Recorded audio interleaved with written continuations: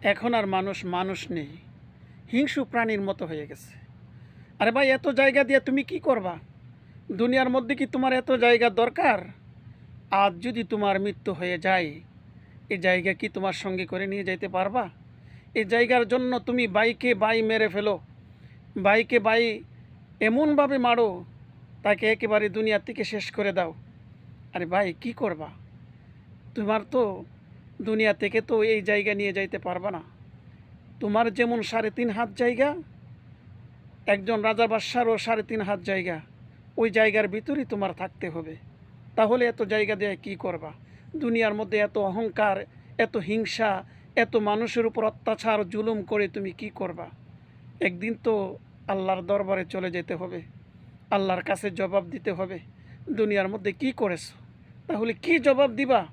তুমি কি একটু চিন্তা করেছো?